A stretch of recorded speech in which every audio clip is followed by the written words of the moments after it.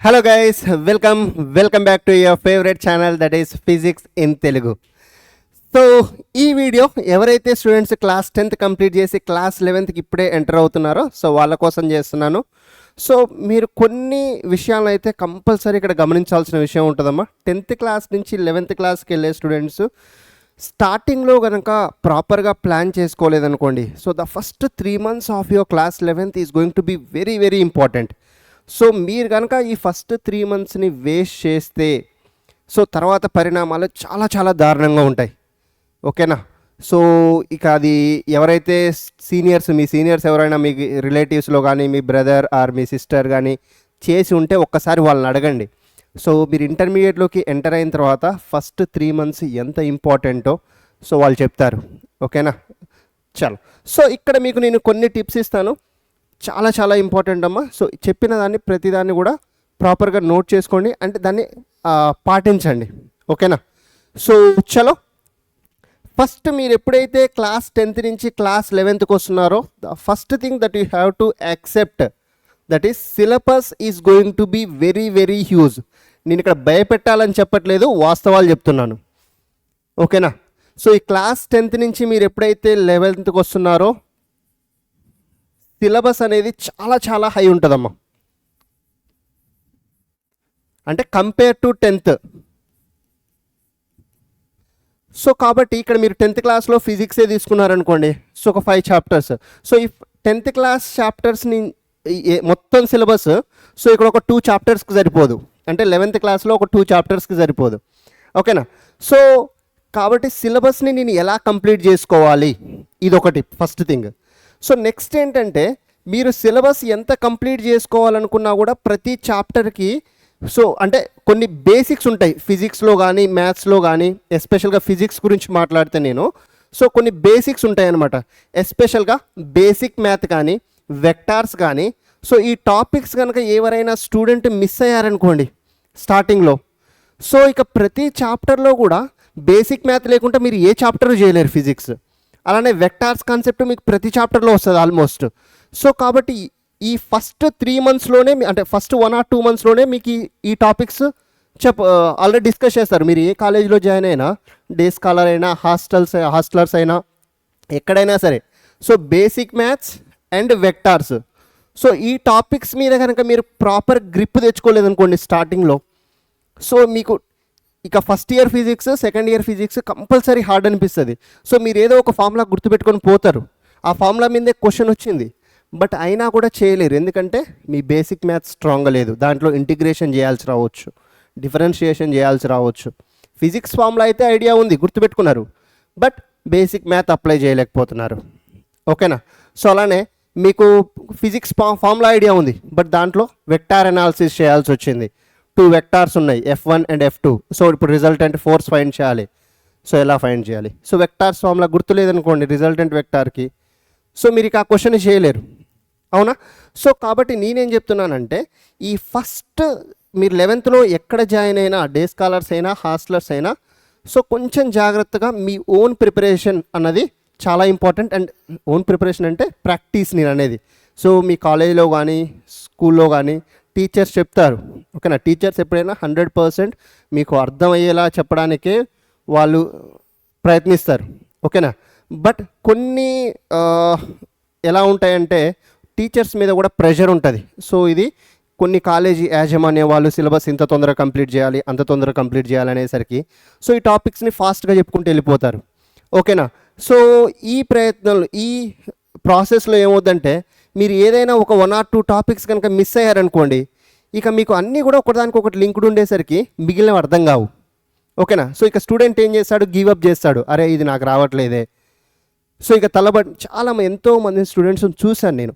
ఓకేనా? So first 1 or 2 months అసలు అంటే హాస్టల్కి వెళ్ళిన వాళ్ళు హాస్టల్కి అలవాటు పడలేక, లేదంటే ఇప్పుడే 10th క్లాస్ అయిపోయింది 11thకి వచ్చాం, కొన్ని రోజులు ఎంజాయ్ చేద్దాం, ఆల్రెడీ మొన్ననే కదా బోర్డ్ ఎగ్జామ్స్కి అంతగా ప్రిపేర్ అయ్యా, నేను అంత కష్టపడ్డాను ఇంటి దగ్గర, సో కొన్ని రోజులు ఎంజాయ్ చేద్దాం, ఇప్పుడైనా పోతే ఏమవుతుందిలే, క్లాసెస్ 2 years ఉంది కదా, నేను ఎప్పుడో 2026లో రాసేది ఎగ్జామ్, జేఈ అయినా, నీట్ అయినా, ఏదైనా, ఎంసెట్ అయినా.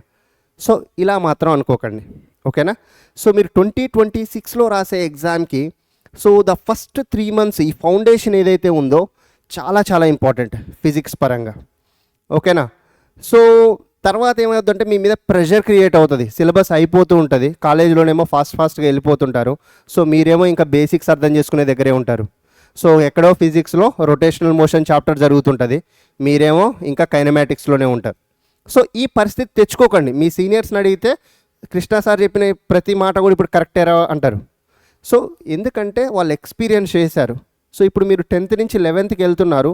సో ఈ సిచ్యువేషన్ని మీరు అవాయిడ్ చేయాలి అని అంటే ఫస్ట్ 3 monthsలో బేసిక్స్ ప్రాపర్గా నేర్చుకోండి. బేసిక్ మ్యాథ్స్ కానీ, వెక్టార్స్ కానీ, అలానే కెమిస్ట్రీకి సంబంధించిన బేసిక్ కాన్సెప్ట్స్, అటామిక్ స్ట్రక్చర్కి సంబంధించిన బేసిక్ కాన్సెప్ట్స్ కానీ, కెమికల్ బాండింగ్ కానీ, సో బేసిక్ ఆర్గానిక్ కెమిస్ట్రీ, ఎస్పెషల్గా ఐయుప్యాక్ నేమింగ్, సో ఇవన్నీ ఉంటాయి కదా, జీఓసి. సో ఇవి ఆడేదనుకోండి, ఫస్ట్ ఇయర్ ఆర్గానిక్ కెమిస్ట్రీ పోతుంది, సెకండ్ ఇయర్ ఆర్గానిక్ కెమిస్ట్రీ పోతుంది. ఓకేనా? సో కాబట్టి జాగ్రత్తగా ప్లాన్ చేసుకొని మీరు స్టార్టింగ్ 1 or 2 months టీచర్స్తో పాటు మీ సిలబస్ని కంప్లీట్ చేసుకుంటూ ఉండాలి. లెట్సే సో మీకు ఇప్పుడు కాలేజ్లో ఫస్ట్ చాప్టర్ రన్ అవుతుంది అంటే ప్యారలల్గా మీ టీచర్స్తో పాటు మీరు కూడా వెళ్తుండాలి. ఓకేనా? సో అంటే మీ ఓన్ ప్రిపరేషన్, ఓన్ ప్రాక్టీస్ అన్నది, practice is very very important, right? So మీరు ఒక్కసారి సిలబస్లో కనుక ల్యాగ్ అయ్యారనుకోండి, ఇక ఆ ల్యాగ్ అనేది మీకు ఎప్పుడు కంటిన్యూ అవుతూనే ఉంటుంది. ఓకేనా? మీరు డే స్కాలర్స్గా జాయిన్ అయినా, హాస్టలర్స్గా జాయిన్ అయినా, సో లేదంటే ఇంకెక్కడైనా జాయిన్ అయినా సరే, సో నేను చెప్పే ఒకే ఒక విషయం, ఎవరి లెక్చర్స్ అయినా వినండి, యూట్యూబ్లో వినండి, క్లాసెస్ ఇంకా దాన్ని ఏమంటారు, మీ టీచర్స్ ఇచ్చిన నోట్బుక్స్ ఉంటే అవి చూడండి, లేదంటే మీ ఫ్రెండ్తో ఎక్స్ప్లెయిన్ చేయించుకోండి. బట్ కంపల్సరీ బేసిక్స్ అయితే కవర్ చేయండి. నేను మళ్ళీ చెప్పేది ఎందుకంటే ద ఫస్ట్ 3 months అనేది చాలా క్రూషియల్. ఓకేనా? సో ఈ 3 months కనుక మీరు మీ చేతిలో నుంచి జారిపోతే, సో మీ పేరెంట్స్ నుంచి ప్రెషర్ వస్తుంది, అరే మా వాడికి ఇంత ఫీజు కట్టాం, అంత ఫీజు కట్టాం, ఇంకా చదవట్లేదు, సో మార్క్స్ సరిగా రావట్లేదు, జేఈ మెయిన్స్లో రావట్లేదు, నీట్లో రావట్లేదు. సో ఎస్పెషల్గా ఎవరైతే స్టూడెంట్స్ జేఈ ఆర్ నీట్కి ప్రిపేర్ అవుతున్నారో, ఓకేనా, సో కాలేజెస్లో ఏంటంటే జేఈ నీట్ స్టూడెంట్స్కి సిలబస్ తొందరగా కంప్లీట్ చేసేయాలి, మళ్ళీ రివైజ్ చేయాలి, సిలబస్ తొందరగా కంప్లీట్ చేసేయాలి అన్న ప్రెషర్ టీచర్స్ మీద ఉంటుంది. ఈ ప్రయత్నంలో టీచర్స్ ఏం చేస్తారంటే కొంచెం ఫాస్ట్గానే వెళ్తారు. అవునా? సో దీంట్లో తల్లిదండ్రుల మిస్టేక్ కూడా ఉంటుంది యాక్చువల్గా. సో విద్యా వ్యవస్థ అలా అయిపోయింది. ఎందుకంటే సో మా వాడికి తొందరగా సిలబస్ కంప్లీట్ చేసేయాలి, టాప్ సెక్షన్లో మా వాడు ఉండాలి, ఒకసారి సిలబస్ అయిపోగానే వెంటనే మళ్ళీ రివైజ్ చేయాలి, జేఈలో మంచి మార్క్స్ రావాలి. సో అంటే ఒక స్టూడెంట్ క్యాపబిలిటీని తెలుసుకోకుండా సో పేరెంట్స్ కూడా కొన్ని అన్నెసెసరీ యాక్షన్స్, అన్నెసెసరీ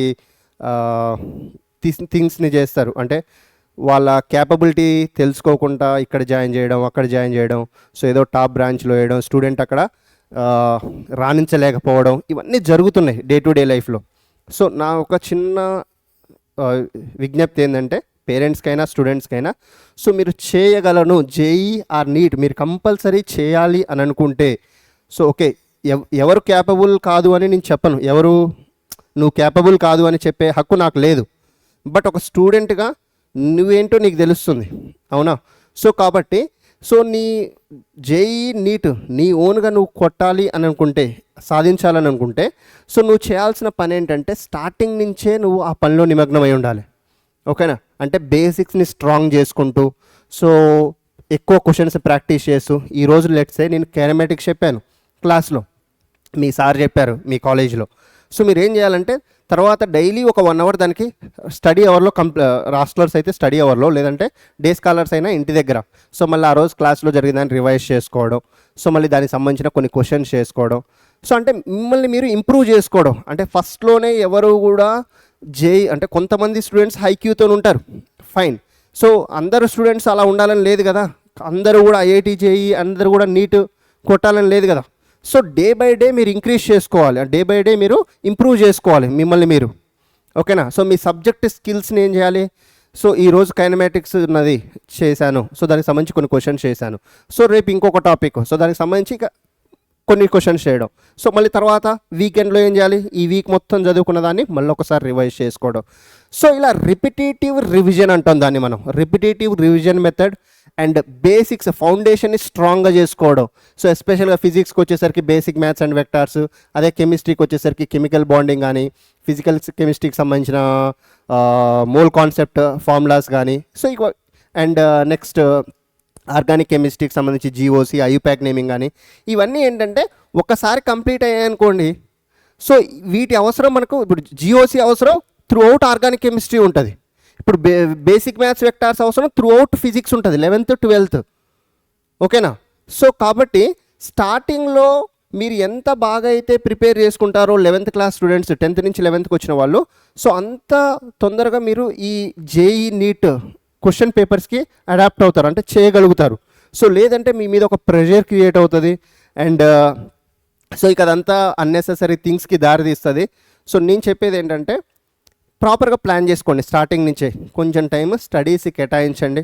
సో మీ పేరెంట్స్ కూడా చెప్పండి, సో నేను ఇలా ప్రిపేర్ అవుతాను, సో నాకు ఈ సోర్సెస్ ఉన్నాయి, ఇక్కడ నుంచి ప్రిపేర్ అవుతాను అని చెప్పి ఆ సోర్సెస్ని ప్రాపర్గా ఫాలో అవ్వండి.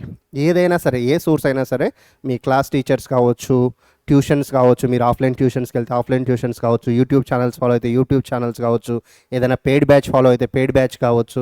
సో ఏదైనా సరే ఓకేనా, కంపల్సరీ బేసిక్స్ నేర్చుకోండి. డైలీ కొన్ని క్వశ్చన్స్ నిరంతరం ప్రాక్టీస్ చేస్తూనే ఉండాలి. ఇక ఇది ఒకరోజు ప్రాసెస్ కాదు, డైలీ ఈ 2 years మీరు ఏదైతే సంగ్రామం ఉంటుందో జేఈఆర్ నీట్ కోసం, సో మీరు డే బై డే మిమ్మల్ని మీరు ఇంప్రూవ్ చేసుకుంటూ వెళ్ళాలి. ఓకేనా? సో ఇంకొకటి ఏంటంటే చాలామంది స్టూడెంట్స్ అసలు కంప్లీట్గా ఏదో ఇక జేఈఆర్ నీట్కి అనేసరికి ఇక నాకు స్టడీస్ తప్ప వేరేది లేదు అన్నట్టు ఉంటారు. Don't do that. సో అలా చేయకండి. సో బయటికి వెళ్ళండి, సో కొంచెం టైం గేమ్స్ కేటాయించండి. ఓకేనా?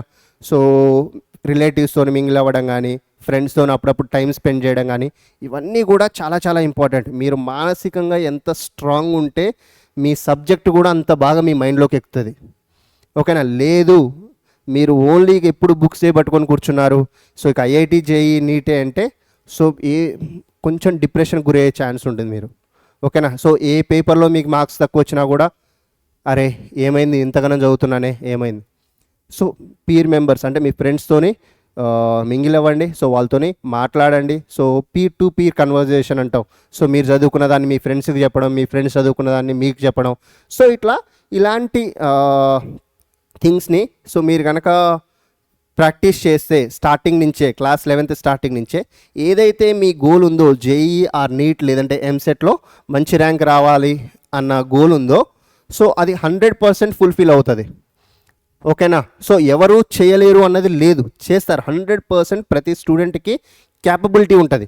సో ఒకరికి ఏంటంటే ఒక కాన్సెప్ట్ చదవడానికి ఒక 1 hour పట్టవచ్చు, ఇంకొక స్టూడెంట్కి 2 hours పట్టవచ్చు. ఓకేనా? ఇంకొక స్టూడెంట్కి 3 hours పట్టవచ్చు. It just time matters. ఓకేనా? సో మీ అన్నీ కూడా మెచ్యూర్డ్ మైండ్స్. ఇప్పుడు క్లాస్ 10th అయిపోయి 11thకి వచ్చారు. So you guys have matured mind. So దానికి మీరు కొంచెం పదును పెట్టాలి అంతే. సో ఏ మెథడ్లో నేను ప్రిపేర్ అయితే నాకు వస్తుంది. సో మీ ఫ్రెండ్ 1/2 hour చదవచ్చు, వాడికి వచ్చేయచ్చు, అంటే ఆ సబ్జెక్ట్ వచ్చేయచ్చు. సో తర్వాత నువ్వు 1 hour కేటాయించాల్సి రావచ్చు అదే టాపిక్కి. సో డోంట్ ఫీల్ బ్యాడ్, అది తప్పేం లేదు. ఓకేనా? సో నువ్వు 1 hour కంపల్సరీ స్పెండ్ చేస్తే నీకు వస్తుంది అక్కడ. So it just time matters. నువ్వు కంపల్సరీ చేయగలవు అని నిన్ను నువ్వు నమ్మాలి.